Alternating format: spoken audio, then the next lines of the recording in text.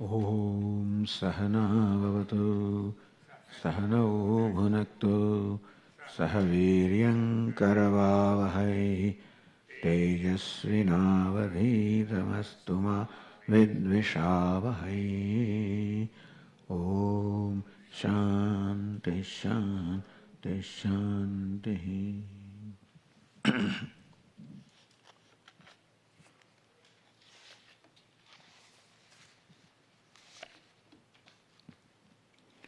Tasmat sarveshu kaleshu mamanusmara yudhyacha.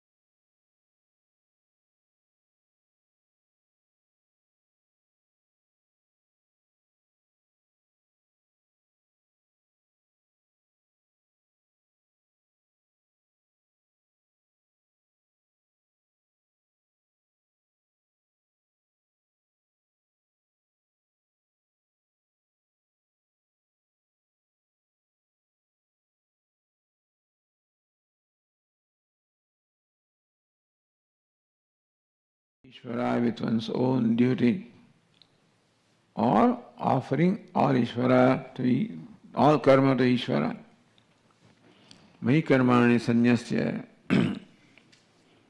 So, what is meant by offering all karma to Ishvara is, as this Tikakara says, one whose mind does not get deviated from Ishvara, even all these mundane day-to-day situations. He has dedicated all his karma to Ishvara. Satata bhagavad smaranasya avashyam.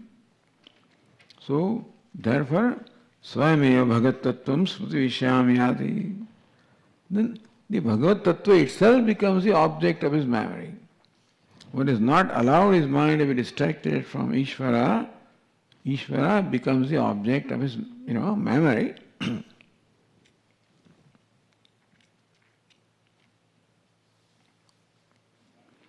Yene vastuna sada bhavitantah karana bhava tadeva marana samaya smaryati.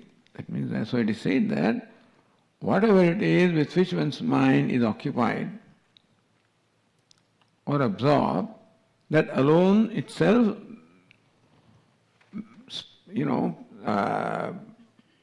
what shall I say, in YouTube things just pop up, So similarly, Ishvara himself pops up. Whatever it is that he has done it, the Ishvara himself manifests at the time of death. Tad bhava eva cha prapyate, and he becomes one with that. Sarvatha mat parameva mat prepsahu syaditi. So here this Tikakara, the reason why I am reading is, he wants to make it a point that remembrance at the time of death is not important. Remembrance constantly is important. Who constantly remembers Ishvara and doesn't allow his mind to get deviated from there, for that person Ishvara himself manifests at the time of death. And therefore whether you remember or not is not important. So yam yam vapi smaran, whenever you remember, suppose you may not be around to remember. Natu yadeva ante smaryate tattadeva apyateti. What is remembered at the end that one attains is not important. What it is that one remembers constantly during the life, that is important. Because whatever it is that you constantly remember is what manifests himself at the time of death. Therefore your remembering is not important, his manifestation is important. And that happens when you've been always remembering or dedicated to him throughout your life.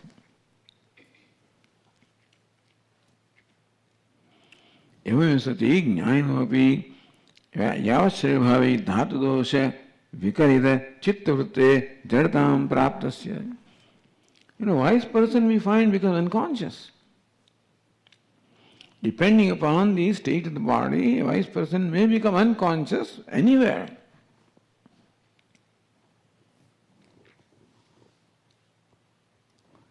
Tamasya gati syat.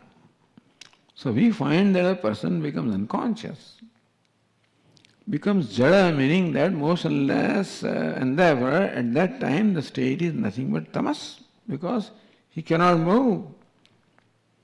So even a wise person also can become like that. Does it mean that what happens at the time of death determines what happens to the person? No.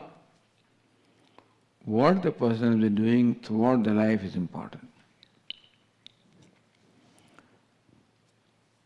Nacha abhyogamatra yuktaha. That tamasi gati is for the wise person, because we have found many great people become unconscious at the time of death. Because they are suffering from very painful diseases, and that disease takes over. That's what they call dhatu dosha vaikalyam.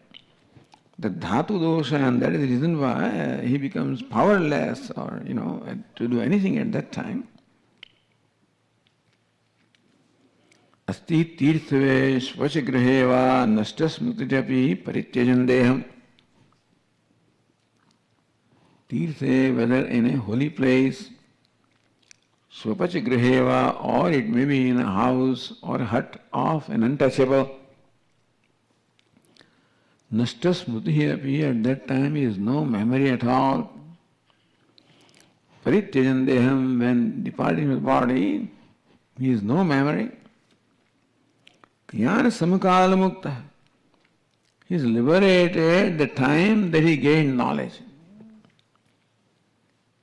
Kaivalyam yatim shatashokaha.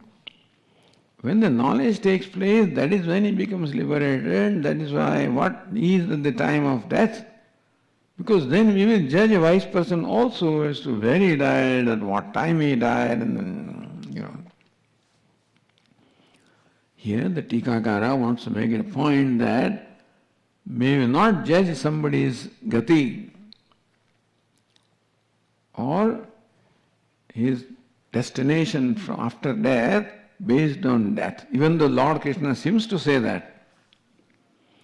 Whatever it is that you remember at the time of death determines your destination. Says no, because Lord Krishna says, Sada tad bhava bhavitaha. He was engrossed in that bhava all of his life, and that is important.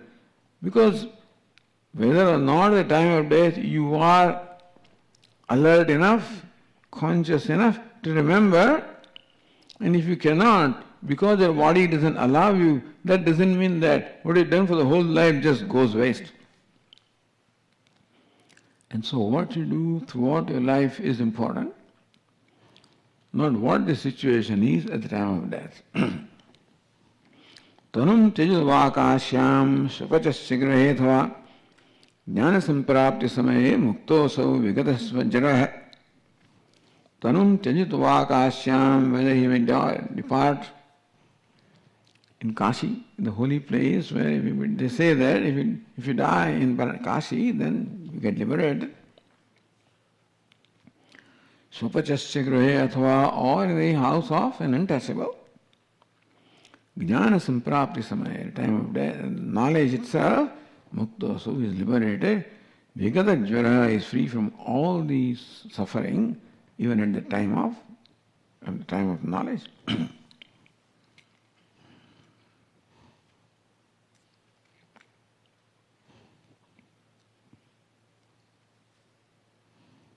Tasmad eva vidhi anuvadav. Sada yena bhavitantah karanam tadevante prayanantaram prapyate. Therefore, whatever it is that one has remembered all time is what happens to him after death. Whether or not that happens at the time of death is not important. What the person has done throughout the life is important. Tacha smaryate navayati natrata nirbandha. Whether at the last moment the memory is there or not is not the important thing. What the person has done throughout the life.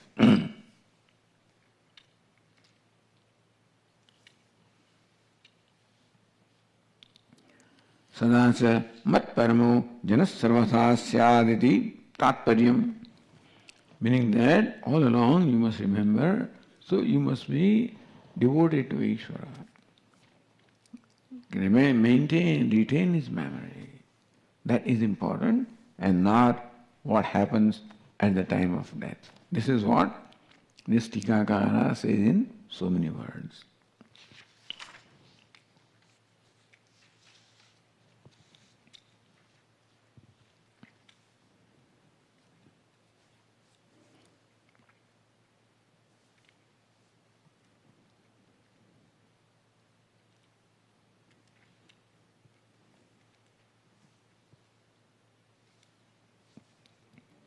So how do you do that? How do you remember Ishvara all the time? Now that Lord Krishna elaborates. So we read verse number 8.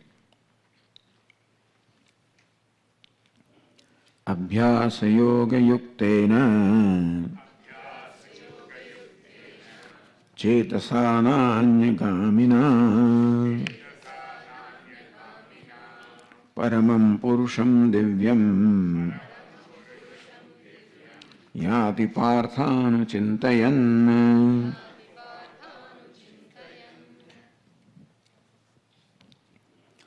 Abhyasa yoga yuktena. With the mind endowed, abhyasa means practice. With the mind endowed the practice of yoga.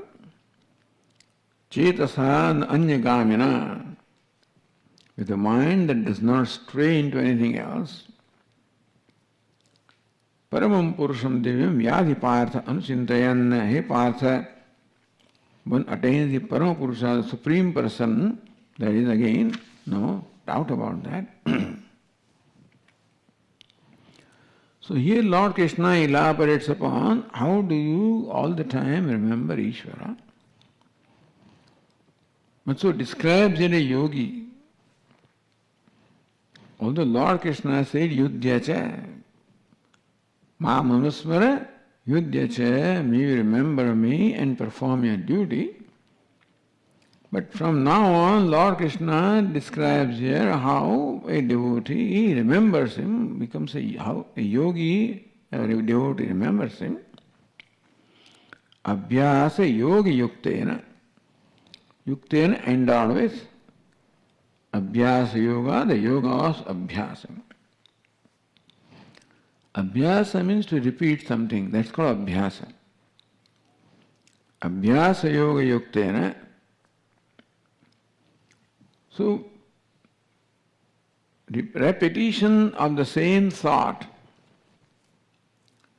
chitta samarpana vishaya bhute ekasmin, whatever the object of meditation you have chosen for yourself. Therefore, in the last verse, Bhashyakara said, Devata Vishaya, whatever is the chosen object of meditation. And we added there that mind, meaning that the devotion also should be there in thinking of that object. In meditating upon that object, the devotion also is there. So abhyasa yoga yuktena, endowed with the abhyasa yoga, abhyasa, the constant remembrance, repeating the same idea. Endowed with the yoga of abhyasa, endowed with this practice of constantly remembering Ishvara. So now he is meditating. So this is a description of a person, a yogi who meditates upon Ishvara. And because of abhyasa, because of practice of constantly remembering, his mind attained a state that the mind itself remains focused upon the object of meditation. It is abhyasa yoga. It takes a long practice. That when you try to meditate upon something, it is the nature of the mind to get distracted. Because the mind still has some ragadveshas, and therefore the ragadvesha will propel the mind to get distracted from the object of meditation, engage in something that is worldly, something else. Indriyani pramathini haranti prasavam manaha. Second chapter, Lord Krishna said the ragadveshas will forcefully drag away the mind from the object of meditation to something else. And therefore, it is this abhyasa of practice is required to train this habit of the mind. We think that it is the nature of the mind to get distracted. It's not the nature, it is habit of the mind. By nature, mind is supposedly tranquil. Because the mind is the product of sattva guna or product of sattva. Therefore, purity or transparency or tranquility is the nature of the mind. But then because of our living life of aviveka, an unintelligent life, you have given importance to the things that are not important. And therefore those things now have created influence on our mind. That's how worldly things influence the mind. That's how ragadveshas are there. And these ragadveshas now have sort of become strong, and therefore under their influence the mind gets distracted. And therefore abhyasa is required. Bring mind back, gets distracted, bring it back, distracted, bring it back. Yato yato nischarati manaschanchalamasthiram tatastato niyamye tata atmanya vashannaye. In the 6th chapter Lord Krishna said, Yato yato nischarati manaha chanchalam. The restless and unsteady mind, for whatever reason, gets distracted from the object of meditation. Bring it back again to the object of meditation. That's called abhyasa. The object of meditation can be your Ishtadevata, can be a mantra, can be a pratima, can be anything that you have a reverence for and love for. That abhyasa or the practice of concentrating mind upon an object is done for so long, chetasa nanyagamena, that the mind is completely now, its nature has changed. From a restless mind, a mind, distracted mind, now the mind becomes steady and focused upon one object. So it is possible, na anugamena, that the mind upon its own doesn't get distracted. Meaning that we have completely changed the nature of the mind. Although that was not the ragadvesha, sort of looks like the nature of the mind, therefore mind seems to get distracted, constantly working on them. So it is not only that we do this while doing the meditation, but that we constantly work upon our ragadveshas. We are constantly aware of the various thoughts arising in the mind. And wherever we find that the mind entertains a thought of aversion for somebody, mind seems to enjoy somebody's pain or unhappiness. That's the mind. When I don't like somebody, I feel happy when some unpleasant thing happens to that person. When I like somebody, then I'm happy when good things happen to that person. But I seem to take satisfaction when somebody whom I dislike suffers. That's how the mind is. So these are the ragadveshas. As long as the mind is under the control of this kind of tendencies, it's very difficult to concentrate. So not only we work with the mind while we are meditating, but we work with the mind constantly.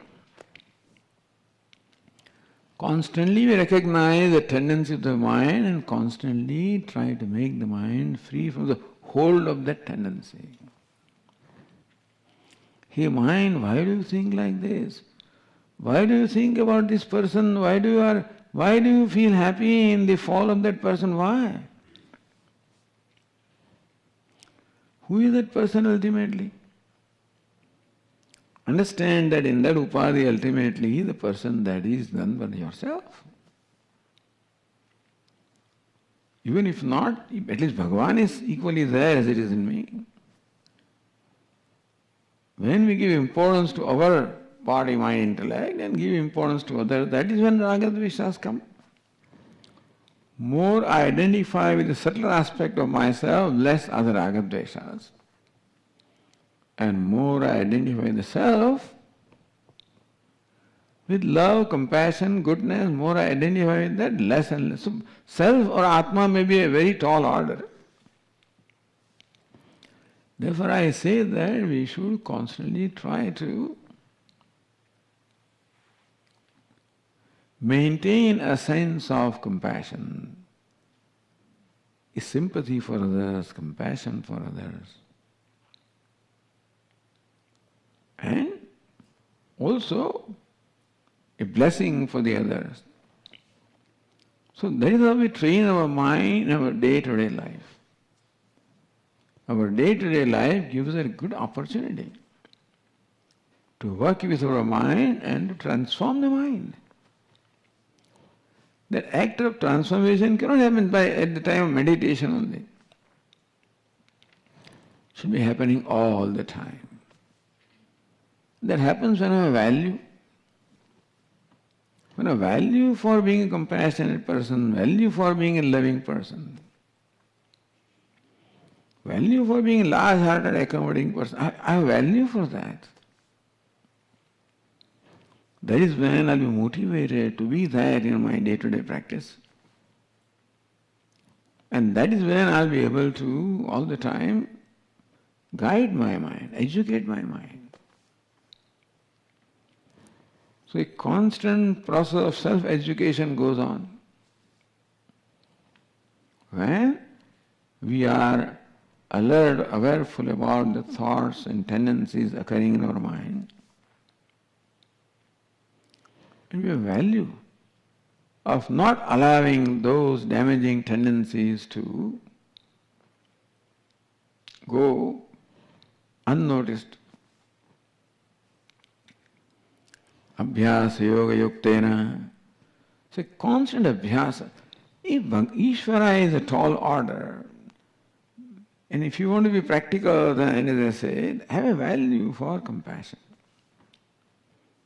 Value for large-heartedness, charity.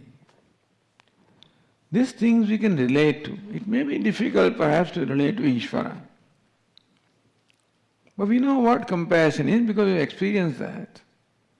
We know what love is, what charity, we have experienced. And therefore, there is nothing but Ishvara. The love and charity and compassion are nothing but the expressions of Ishvara, of her goodness. And therefore, abhyasa, a constant practice of making my mind compassionate, sympathetic, loving, wishing well, blessing others. So this is what we should constantly do to transform our mind. But it is necessary to transform the mind. Then only the mind will be able to focus the mind, not otherwise. A mind that enjoys this compassion, mind that enjoys the goodness, that alone is a mind that can be focused. Otherwise, whatever other elements are in the mind will keep on distracting the mind. So, this is the practice not only to be done at a time of meditation, constantly we do that practice. Abhyasa yoga yuktena chetasa na anyagamina, such that the mind becomes, it's transformed so that it does not get distracted to any other object at all. Mind remains with the object of meditation. In this case, Ishvara is object of meditation and the mind remains, or self is the object of meditation. Abhyasa yoga yuktena chetasa, by the mind, na anyagamina, the mind, that by itself now. In the beginning the mind was, nature it was to get distracted. Now by abhyasa, so much practice has been done that the mind is transformed now. And mind can be transformed because this is the nature of mind. Because goodness is the nature of mind. And therefore tranquility is the nature of mind. And the concentration is possible the way to the extent the mind is tranquil. And therefore, chetasa nanyagamina, I practice so much that mind does not get distracted at all. Paramam purusham divyam yadi partha anuchintayan. In that mind, anuchintayan, may you constantly now think. Anu means in keeping with the teaching of scripture and the teacher. Meaning that as far as, if Ishvara is object, or whatever the object of meditation is, first we should know what it is that we want to meditate upon. So knowledge is important for meditation. For meditation of Saguna Brahma, knowledge is required of what it is that I want to meditate upon. Anuchintayan, therefore, thinking, contemplating in keeping with the teaching, Paramam Purusham Divyam Yati.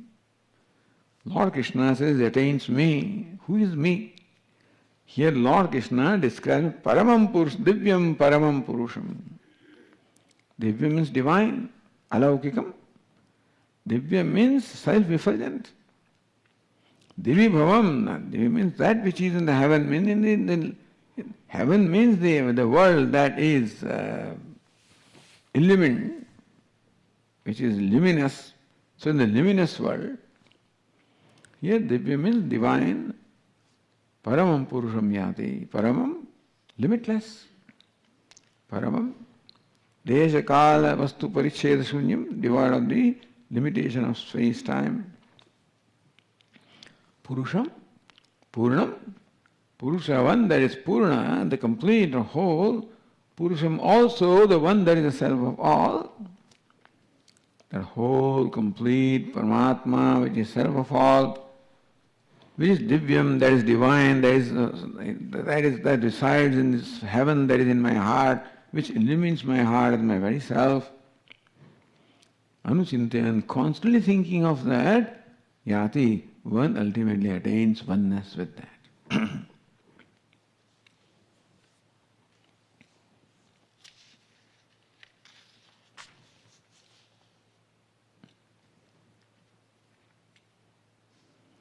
So now that Purusha is described, Divyam Purusham, the divine person, divine Ishvara. Here the context is this Saguna, the meditation upon Saguna Brahma. Meaning meditation upon Ishvara with attributes. Although these attributes are also very exalted attributes. Even this also is very difficult for us. And therefore the worship has been made simpler and simpler in our culture by giving us something that is very tangible. They are all intangible things. The way Lord Krishna describes here is very intangible. And since in the 20th century, in the Kali Yuga, because what is Kalau Kalmasya Chittana? In Kali Yuga, Kalmasya Chittana, because the chitta, the minds of people are impure. Vidhi Vihinana, without those who do not know Vidhi Nishe, that's how. So we have no idea what the Veda is teaching us, how our life should be. And they say that the money also that we earn also is not always on the straight lines. So therefore, Hare Nama, the only thing that is refuge over now is the name of Hari.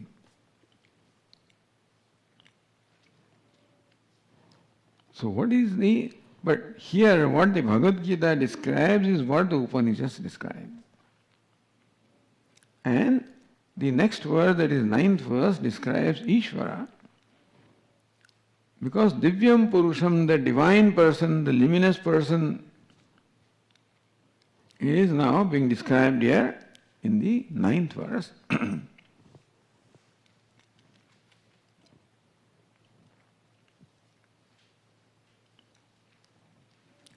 Kavim Puranam Anushasitaram Anoraniyam Samanusmaredyah Sarvasya Dhataram Achintya Rupam Aditya Varnam Tamasah Parastad.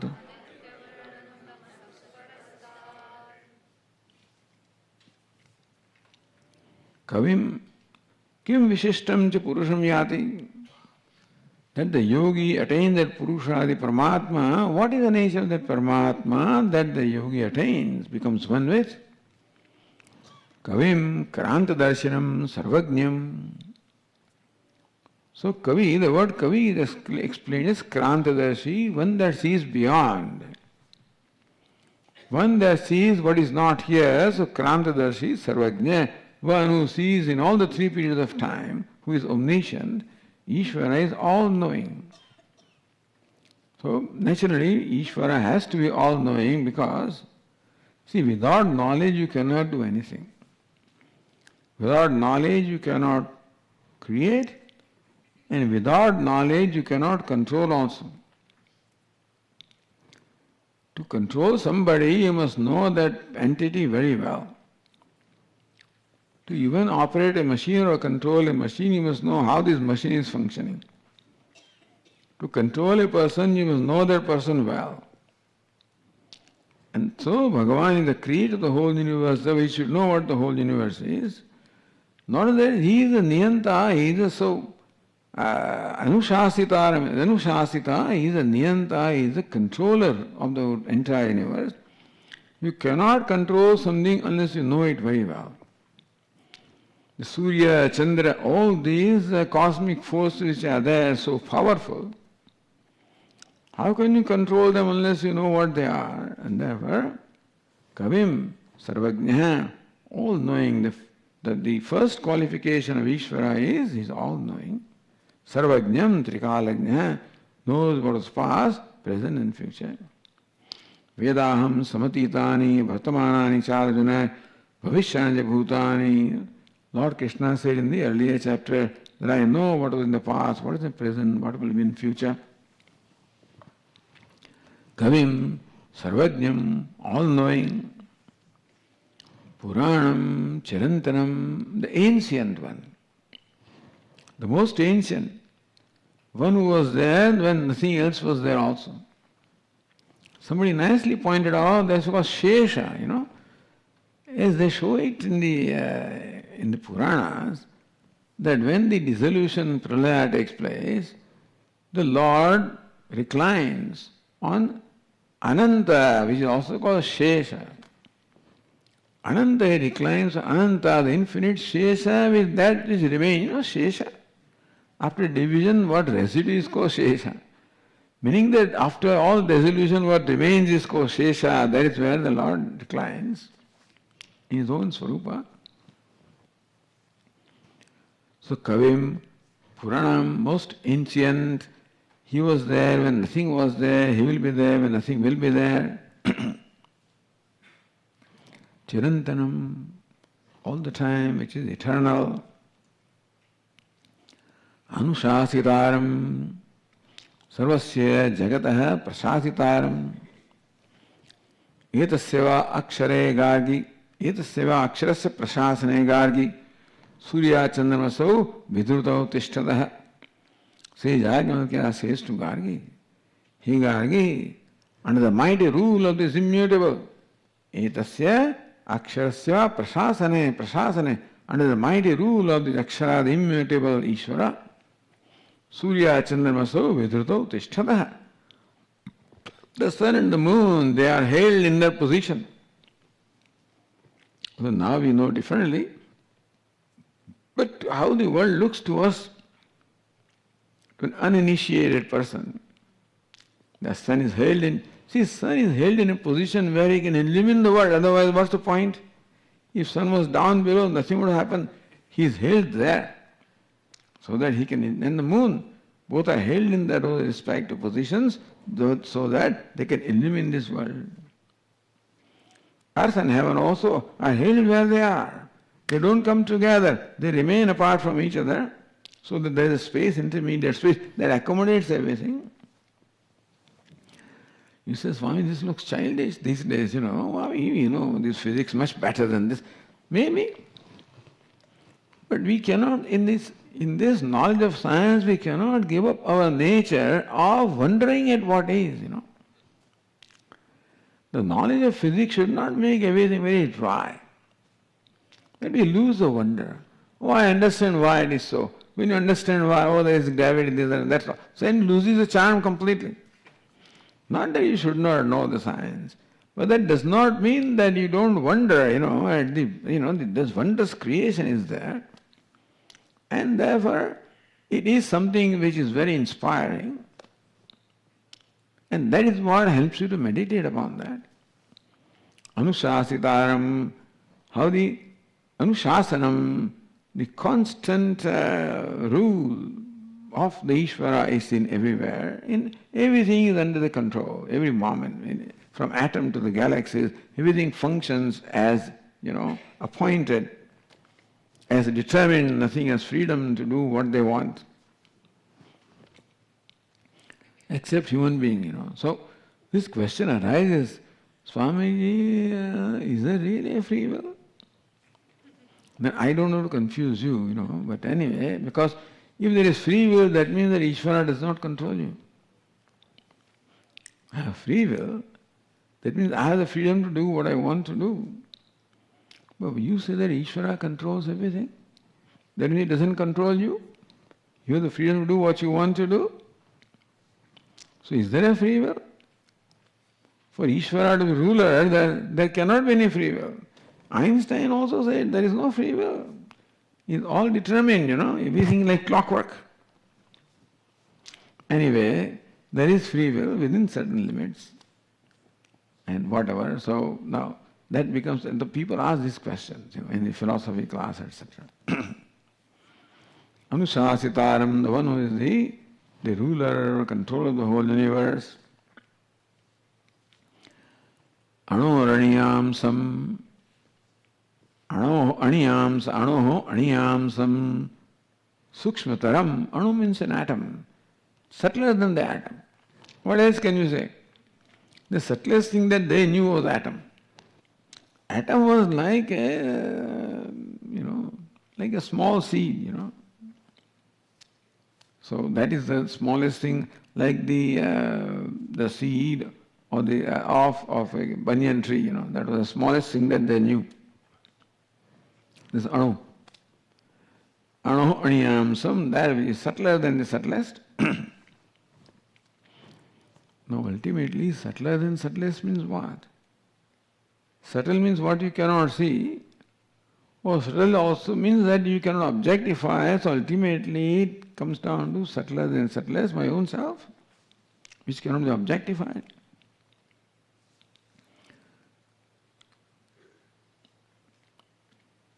Sarvasya dhataram vichitrataya pranibhya vibhaktaram vibhajya dhataram. Sarvasya dhataram. One karma phala jatasya dhataram. One who is a dispenser of the result of the action. Now he must be all-knowing, by the way. If Bhagavan or Ishvara is the one who gives us the result of our actions, he must have noted when I perform the action. An action is not determined merely by the outer form, but with what attitude I perform, that also determines the outcome. Action may be one of giving, but inside I have some other calculation. And therefore, not only attitudes also should go into determining what the outcome will be. He must know everything. What kind of a computer that must be? Sarvasya dhataram pranebhya so vichitrataya vibhaktaram. And every prani gets exactly what that prani should get, at the time that it should get, the circumstances that they should get. And so we see this happening in the universe, but this is only by the people who accept the law of karma. People who accept karma, people who accept Ishvara as karma phaladata, as the dispenser of the result of the action that you perform. That karma phala is always in keeping with the karma that you perform. We may not feel so. Swamiji, I worked so hard and I did not get anything. That may be so.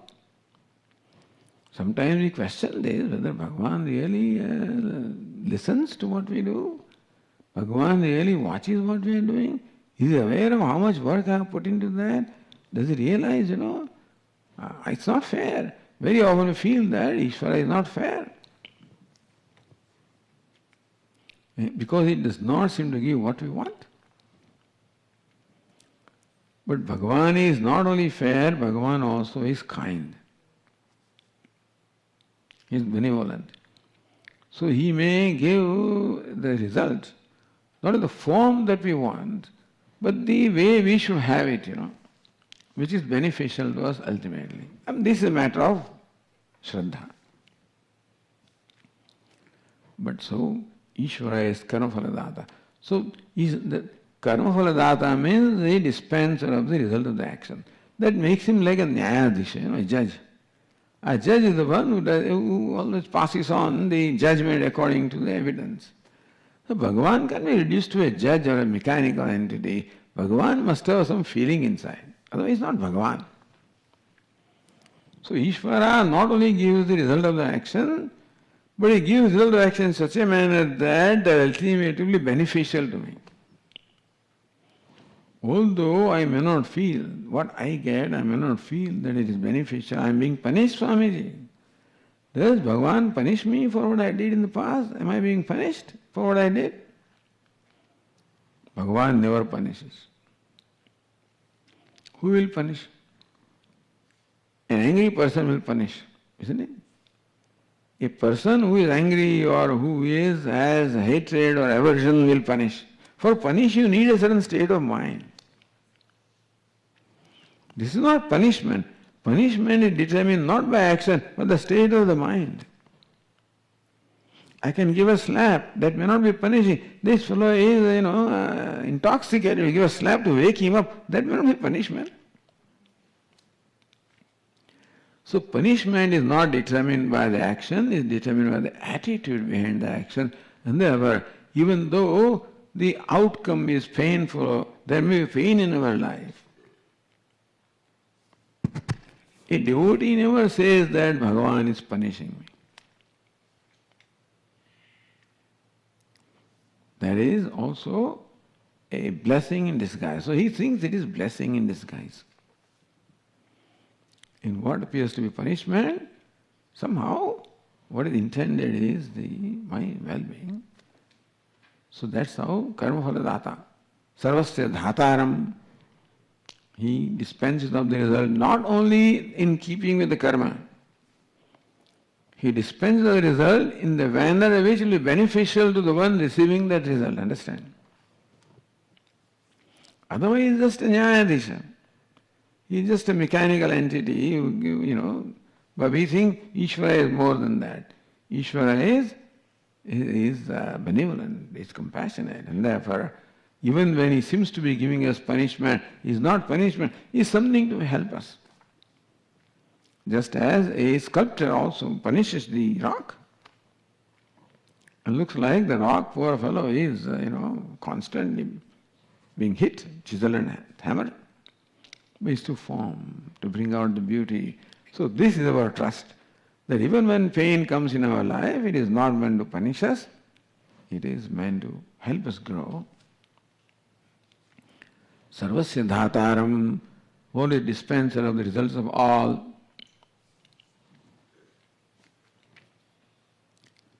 Achintya rupam,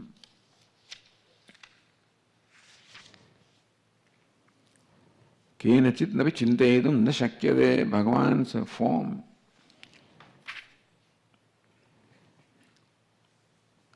So the Mahimna Stotra says, Sakasya Vishaya. Who can objectify Bhagavan? Who can describe Bhagavan? Both ways. So Bhagavan, if he is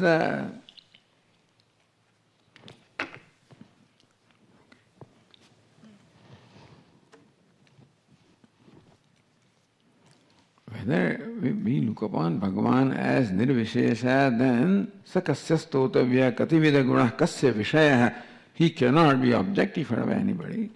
If you think Bhagavan is saguna, then he possesses infinite attributes or virtues, then also we can't describe. Sakasya stotavya kativida gunah kasya vishaya. Who can praise that Lord? Your praise can never do justice to the Lord because he possesses the attributes and virtues which are beyond your imagination. That's why the poet says, I am not making any claim that I am describing you or praising you. I am just making, this is all an effort to purify my mind, my speech. I am not saying this stotra or the hymn with the notion that I am praising you is only to purify my speech. Though achintayo, na kenachit chintayetum shakyade, not possible to think of Ishvara. Ishvara, if you take him nirguna, it also cannot become the object of thought. If it's saguna, then also the thought cannot cope with it or cannot grasp it. Aditya varnam, Aditya seva nitya chaitanya prakasha varnaha yasya.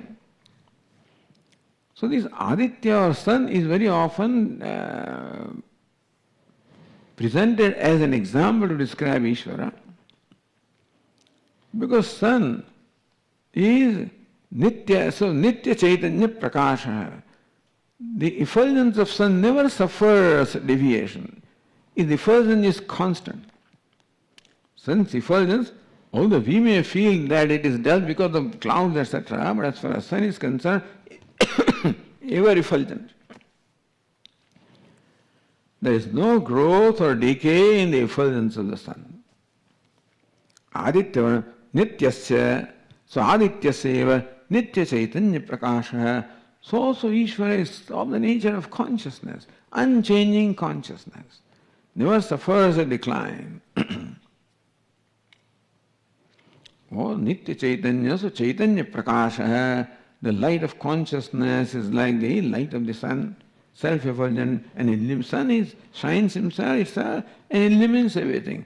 So also Ishvara is the nature of consciousness, that self-revealing as well as illumining everything. Tamasah parastat. So Ishvara's light is of a very interesting nature, by the way. The light of the sun is opposed to darkness. Where the sunlight is, darkness cannot be. Meaning the light of sun is such that that light is opposed to darkness. But light of Ishvara consciousness is not opposed to darkness, not opposed to ignorance. Bhagavan's light of consciousness is not opposed to ignorance. His light of knowledge is not opposed to ignorance. Different kind of knowledge. So knowledge or light that Ishvara has is not like that of sun, because sun's light is opposed to darkness. Here Ishvara's light, conscious, eliminates ignorance also. So not a tamas of parastat, it transcends ignorance. Transcends the darkness, transcends ignorance, even illumines the ignorance. So illuminated is always superior to what is illuminated. Tamas of parastat, that is beyond the darkness of ignorance.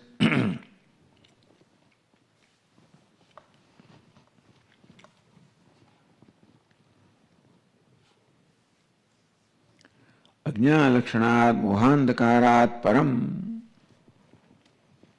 Here Bhashyakara says that it is beyond the darkness of ignorance or the moha or the delusion, because now there are two kinds of knowledge is there. Knowledge that is consciousness is unopposed to ignorance also. Otherwise you would not know the ignorance. So what knowledge we want is not knowledge that is consciousness, knowledge of consciousness. I am consciousness. That's the knowledge that dispels ignorance. Consciousness that is Ishvara does not dispel anything. Otherwise we would have been happy. This Bhagavan is supposed to be myself, witnessing everything. Witnesses what is happening to me. He sees everything, doesn't do anything, isn't it? In spite of being myself, witnessing all my thoughts, witnessing all my suffering, doesn't do anything. And the 10th man, this fellow is searching for the 10th man. His own self doesn't tell him that I am you, doesn't tell him. You to know that I am Ishvara, that is a knowledge that is opposed to ignorance. So, tamas of parastat. So this is how Ishvara's form, you can say, or nature is described. That is the Ishvara that the yogi is meditating upon. Kavim, Puranam, Anusasitaram, Anoho, Aniyamsam, Anusmared. One who constantly remembers or meditates upon this Ishvara.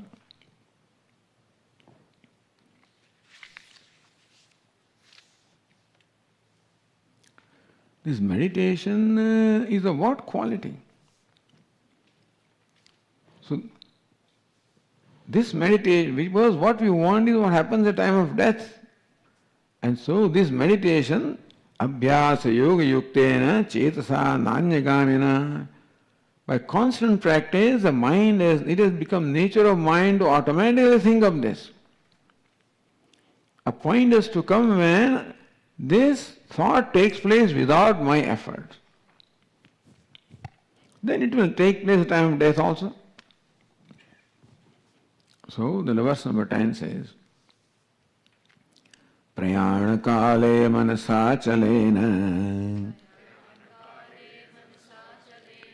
bhaktya yukto yoga balena chaiva bhror madhye pranamavesya samyaka satam param purusham upaiti divyam sahatam divyam param purusham upaiti. This yogi, upaiti attains tam paramam purusham, that limitless Purusha, the Paramatma, Divya, the divine self-effulgent, the self-effulgent Paramatma, this yogi attains. How does he die? So now the death is described here. Prayana kale manasa achalena manasa. Meaning that he has practiced this meditation in absorption in Ishvara. Not just meditation, but absorption in Ishvara. Sada tad bhavavitaha, one whose mind is absorbed in Ishvara. So, manasa achalena prayanakale, at the time of departure from this body, when the mind can be anything but achala, anything but focused. Because the mind is normally the mind is in tremendous conflict, fighting in battle. So imagine how much practice the yogi must have done, that even at the time of death, when various forces in the body must be, trying to draw his attention, achalena manasa, his mind remains unswerved. Achalam. Chalam means which is unsteady. The mind is completely steady at the time of death. So one thing is unsteady mind that enjoys the total focus. Bhaktya yuktaha. Second thing is that endowed with bhakti or devotion for the Lord. Now this is what Lord Krishna says for the first time, by the way. But bhakti comes here in this chapter, after all these verses, bhaktya yukta. That means that the yogi also must have the devotion, love for the Lord. Yoga balena seva, the bala or the strength that the yogi acquired by yoga or the practice of concentration. That his mind now remains concentrated without his effort. That's good. Meaning that when you do something for a long time repeatedly, then it becomes your nature. The bicycle, when you're learning in the beginning, your friend holds it from behind and then lets you go and lets you fall also. So in the beginning in bicycle, you fall. And of course, there are bruises in your knees and also, that's all inevitable. You cannot learn cycling otherwise. Even though your dear friend is there, he allows that to happen. So in the beginning, so difficult, and slowly you gain control over your bicycle. That now, otherwise I have to look like this only. Moment my eye goes, I fall down, look this way. Then slowly I gather the ability to look around at least. And then the governor becomes steady. A time comes when this hero, he can ride the bicycle with both the hands up in the air. All practice. So, how by practice he is able to do things effortlessly? What was accomplished in the beginning with a great effort, it is the nature that it is possible to create that habit in our mind, in our body also. That's what yogasana intend to do in the mind also. It is possible to create this new habit. Although of course habit is hard to change. Our Savitri Mani, remember, he used to have his children stand on the stage. So H-A-B-I-T. 6 children, one is H-A-B-I-T. H goes away. A bit remains. A goes away. Bit remains. B goes away. It remains. That's how she used to show how habit is very hard for habit to go.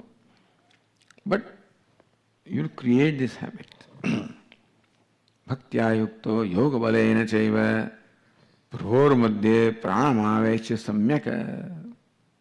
Your prana has been slowly raised through all the chakras and then concentrated in the place between the two eyebrows. Satam param purusham upayadavyam. With that mind which is focused, he remembers this kavim purana manusasitaram. And param purusham divyam upayati. He attains also the divine Ishvara, whose nature was described in the earlier verse. We will continue our discussion. Om Purnamadah Purnamidam Purnat Purnamudachyate Purnasya Purnamadaya Purnameva Vashishyate. Om Shanti Shanti Shanti. Shankaram Shankaracharyam Keshavam Badarayanam Sutra Bhashya Krutau Vande Bhagavantau Punah Punah Ishvaro Gururatmedi Murti Veda Vibhagine Vyoma Vadvyapta Dehaya Dakshinamurtaye Namah. Om Shanti Shanti Shanti. Hari Om. Shri Gurubhyo Namaha. Hari Om.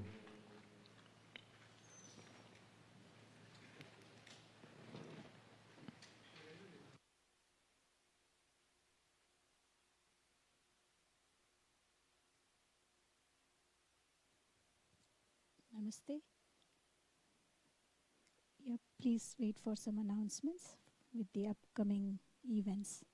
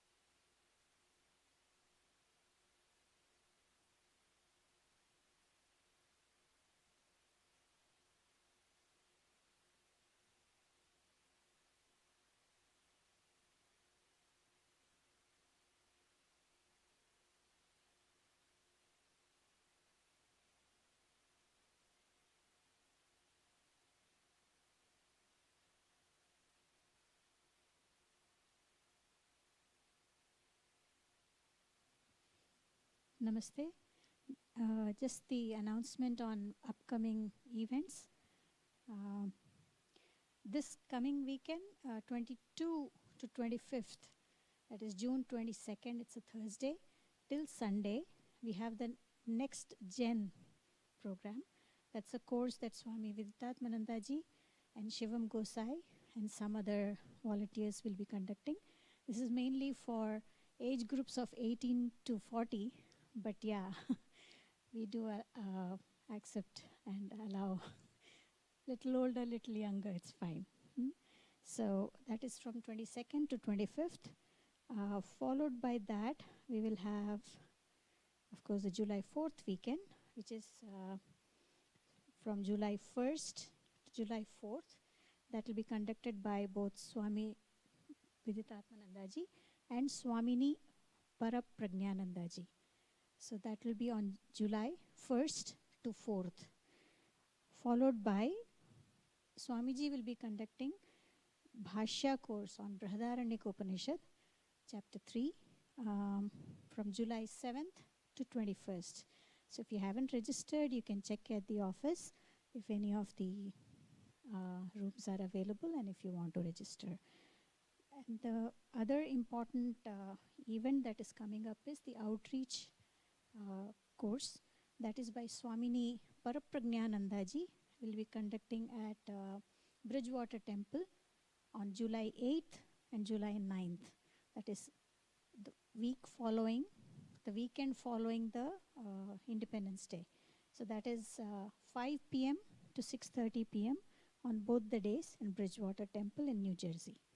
So any further questions if you have, of course the booklet is there. The outreach program is not there, but all those details are there on our website. So Swamini Parapragnanandaji, July 8th and July 9th in Bridgewater Temple, New Jersey. Evening classes 5 p.m. to 6:30 p.m. Thank you.